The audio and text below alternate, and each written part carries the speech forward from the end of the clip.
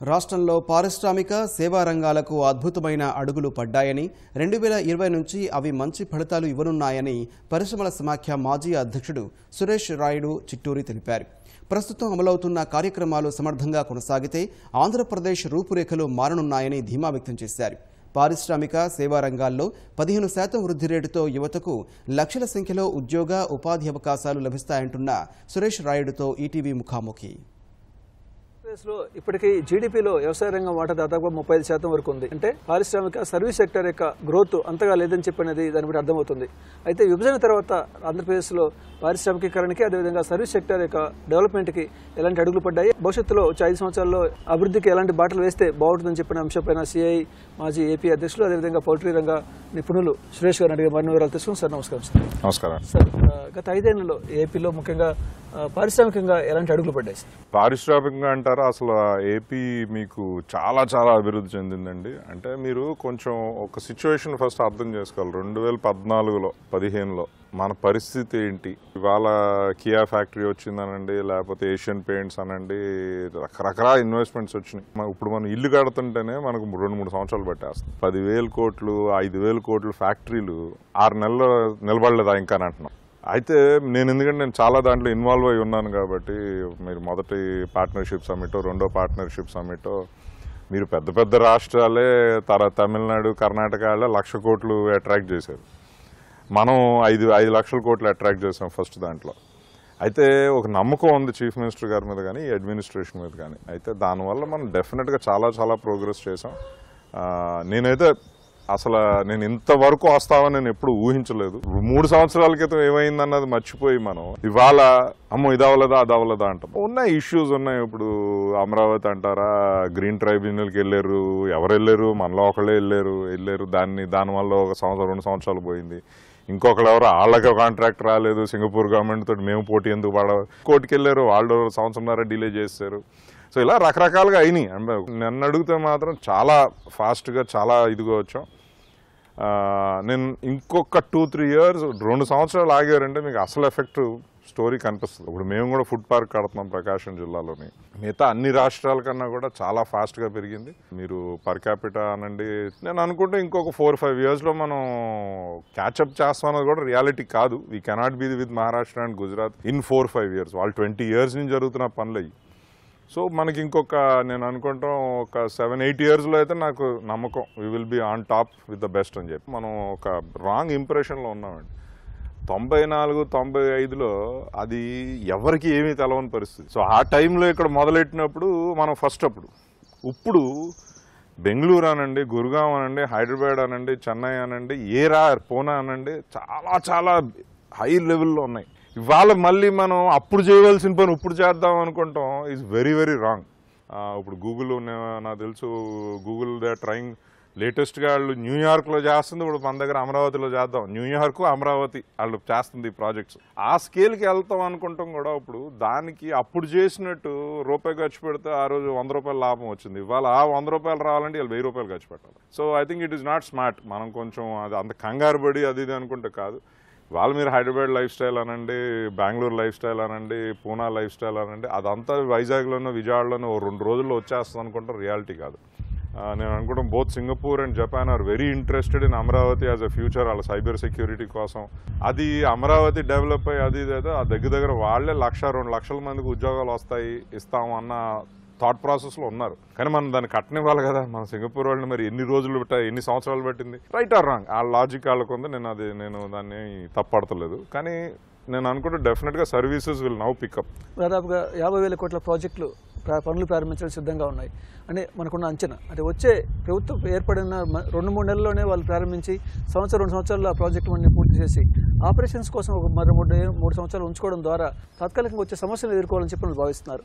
ఇది ఎంతవరకు నిజం? అంతే కదండి. ఇప్పుడు నిజంగా చెప్పాలంటే గత సంవత్సరంన్నర నుంచి అందరూ ఒక పారాలిసిస్ మోడ్లో ఉన్నారు. ఎందుకంటే అమ్మో ఇప్పుడు చేస్తే మళ్ళీ గవర్నమెంట్ మారుతుందేమో అన్న భయం చాలా ఉందండి ఇన్వెస్టర్స్కి. ఈ గవర్నమెంట్ మారితే కనుక మనం అందరం జాగ్రత్తగా ఉండాలి. అది ఎవరు వచ్చినా దగ్గర సంవత్సరం వరకు వాళ్ళు వాచ్ చేస్తారు. అదే కనుక ఎగ్జిస్టింగ్ గవర్నమెంట్ రిపీట్ అయిందంటే నేను అనుకుంటే ఇమీడియట్గా అందరూ పనులు స్టార్ట్ చేసేస్తారు. దాంట్లో డౌట్ లేదు. ఎందుకంటే ఇది అగైన్ నేను అందరితో మాట్లాడుతుంది నా దాంతో. ఎందుకంటే మా ప్రైమరీ ఇంట్రెస్ట్ ఏంటంటే ఆంధ్రాలో ఇండస్ట్రీ రావాలి, ఉద్యోగాలు రావాలి, అందరూ అలాగైతే అది ఒకటే మనకి మార్గం. బయట నేను గవర్నమెంట్ ఎన్ని ఇన్సెంటివ్స్ వస్తుంది, ఎన్ని వస్తుంది, గవర్నమెంట్కి రెవెన్యూ వస్తేనే కదా డబ్బులు ఇవ్వగలరు, ఎక్కడి నుంచో గాలిలో నుంచి అయితే తీసుకురాలేరు. సో దానికి ఓవరాల్ ఇండస్ట్రియల్ డెవలప్మెంట్ ఒక్కటే మనకి ఏమంటారు సాల్వేషన్ అంటారు కదా ఇంగ్లీష్లో, మరి మోక్షం కరెక్ట్ వర్డ్ కాదో తెలదు.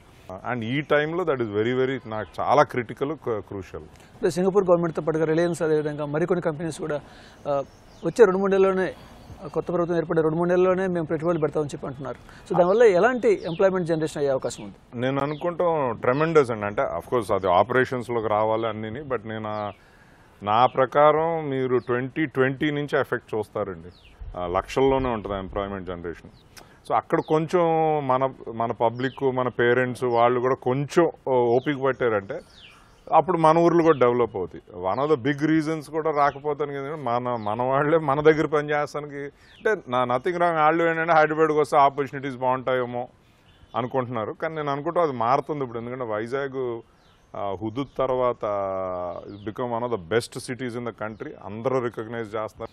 మీకు అమరావతి కూడా ఫ్యూచర్లో అలాగే అవుతుంది. అవును, మనోళ్ళకి ఒకటి ఏంటంటే ఈ ఎండ ఇది అంటారు, అంటే చెన్నై కన్నా మనం ఏం దారుణం కాదు కదా. అమరావతి వస్తున్న రోడ్స్, ఆ స్ట్రక్చరు, అది ఏదైతే క్రియేట్ చేస్తున్నారో, మనం కనుక ఒక 5 సంవత్సరాలు ఓపిక్గా ఉండి కరెక్ట్గా సపోర్ట్ చేస్తే అడ్మినిస్ట్రేషన్ని, మీరు వాచ్ మై వర్డ్స్ అండి, ఎట్లా అయితే సైబరాబాద్ అలాగ వచ్చారో లాస్ట్ 20 years అమరావతికి అలాగ వస్తారు. ఎందుకంటే అంత ప్లాన్డ్ సిటీ, పర్ఫెక్ట్ సిటీ ఇంకేదీ లేదు ఇండియాలోనే. నేను అనుకుంటా ఒక చండీగఢ్ అంటే కానీ చండీగఢ్ కూడా పనికిరాదు దాని ముందు. లాస్ట్ 5 yearsలో ఎంప్లాయ్మెంట్ జనరేషన్ ఎలా ఉంది? నెక్స్ట్ 5 years అది ఎలా పెరిగే అవకాశం ఉంది? డెఫినెట్గా ఎంప్లాయ్మెంట్ జనరేషన్ మీరే చూస్తున్నారు కదన్నా. ఈ సెల్ ఫోన్ కంపెనీలు ఎన్ని ఆల్మోస్ట్ లక్ష మందికి ఉద్యోగాలు ఇచ్చారు. ఎక్కడుండిందో ఛాన్స్ మనకి? తెలంగాణ, ఆంధ్ర సపరేట్ అవుతూ టెంపరీగా మనకి ఇష్యూస్ అయినా నిజంగా మనకు వరం అయ్యింది అది. ఎందుకంటే లేకపోతే ఈ యాక్టివిటీలన్నీ హైదరాబాద్ చుట్టుపక్కల జరిగాయి. వచ్చే 5 ఏళ్లలో మీరు ఆంధ్రప్రదేశ్ ఇండస్ట్రియల్, అదేవిధంగా సర్వీస్ సెక్టర్ని ఎలా విజువలైజ్ చేస్తారు? నేను అనుకుంటాం గవర్నమెంట్ లో స్టెబిలిటీ ఉండి వస్తే కనుక నేను అనుకుంటాం we should cross maybe get close to 15% growth అండి. రెండిట్లో కూడా maybe service sector will be more, manufacturing కూడా ఉంటుంది. అండ్ ఐ థింక్ ఈసారి అగ్రికల్చర్ మీద కూడా కొన్ని తీసుకున్న స్టెప్స్ అవన్నీ ఇప్పుడు వస్తానికి టైం పడుతుంది. ఫుడ్ ప్రాసెసింగ్ బాగా ఎంకరేజ్ చేశారు గత 4-5 సంవత్సరాలుగా. కానీ ఇప్పుడు అదే మా ఫ్యాక్టరీలు అవన్నీ వస్తాను టైం పడుతున్నాయి, అన్ని ఈ ఇయర్ వస్తాయి. అన్నీ మోస్ట్లీ 19లో ఓపెన్ అవుతాయి చాలా ఫుడ్ ప్రాసెసింగ్ కంపెనీస్. దానివల్ల అగ్రికల్చర్ కూడా చాలా లాభం ఉంటుంది. ఈ డ్యామ్స్ ఇవన్నీ కూడా అయిపోతే మీకు డెఫినెట్గా చాలా బెనిఫిట్ ఉంటుంది. సో పోలవరం, అదేవిధంగా అమరావతి పూర్తి స్థాయిలో కంప్లీట్ అయితే సో రాష్ట్ర రూపురేఖలు ఇండస్ట్రీ సెక్టర్కి ఎలా ఉపయోగపడతాయి?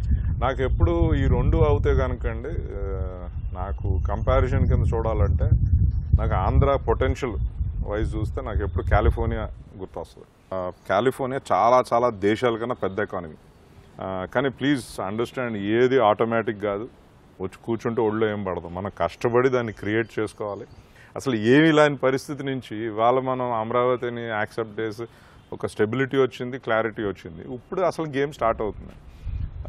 ఐ థింక్ ఆ మాత్రం టైము ఎవరికన్నా ఇవ్వాల్సిన అవసరం, అంటే ఫెయిర్నెస్ ప్రకారం ఐ థింక్ మనం కూడా అది ఆలోచించాలి. ప్రస్తుతం జరుగుతున్న ఎన్నికలు ఆంధ్రప్రదేశ్కు అత్యంత కీలకమైనగా భావిస్తున్నాం. చాలా చాలా మీరు ఏవి ప్రజలకు ఇచ్చే సూచనలు, సలహాలు ఏంటి? డెఫినెట్గా అండి, ఇది మన ఈ ఎలక్షన్ మన ఫ్యూచర్ని మనం ఏ విధంగా వెళ్తామన్నది దానికి చాలా ఇంపార్టెంట్. ఇది నా రిక్వెస్ట్, నా ఇదేంటంటే కొంచెం ఆలోచించి టెంపరీ ఎమోషనల్ లేకపోతే మన ఎసెన్షియల్ ఫీలింగ్స్ వాటికి కాకుండా కొంచెం దేశం పట్ల రాష్ట్రానికి బెనిఫిట్ ఏంటన్నది ఆలోచించుకుని ఓట్ చేయండి. అండ్ డెఫినెట్గా అందరూ ఓట్ చేయండి. ఐ థింక్ మనం 80-85% ఓట్కి వెళ్ళాలి. I think that is my definite request. ఆంధ్రప్రదేశ్లో గత 4 ఏళ్లలో తీసుకున్న ఇండస్ట్రియల్, అదేవిధంగా సర్వీస్ సెక్టర్ సేవా రంగంలో తీసుకున్న చర్యలు 2020 తర్వాత పూర్తి స్థాయిలో ఫలితాలు ఇవ్వబోతున్నాయి. ఇప్పటికే దాదాపుగా ట్రెమెండస్ డెవలప్మెంట్ స్టార్ట్ అయింది. కొన్ని లక్షల సంఖ్యలో ఉద్యోగాలు, అదేవిధంగా కొన్ని లక్షల కోట్ల రూపాయల పెట్టుబడులు కూడా ఆంధ్రప్రదేశ్ సాధించింది. కాబట్టి వాటి ఫలితాలు వచ్చే 2 నెలల్లో కనిపించబోతున్నాయి. దీంతో పాటుగా ప్రభుత్వం ఏర్పడిన 2 నెలల్లోనే దాదాపుగా 50,000 కోట్ల రూపాయల ప్రాజెక్టులు 2-3 నెలల్లోనే గ్రౌండ్ అవ్వడం ద్వారా వచ్చే 4-5 సంవత్సరాల్లో అది పూర్తి స్థాయిలో ఏపీలో రూపురేఖలు మార్చే విధంగా, అదేవిధంగా కొన్ని లక్షల మందికి కొత్తగా ఉపాధి కల్పించే దిశగా ఆ పరిశ్రమలు అడుగులు వేస్తాయని చెప్పని సురేష్ గారు ధీమా వ్యక్తం చేస్తున్నారు. Narayana, ETV news.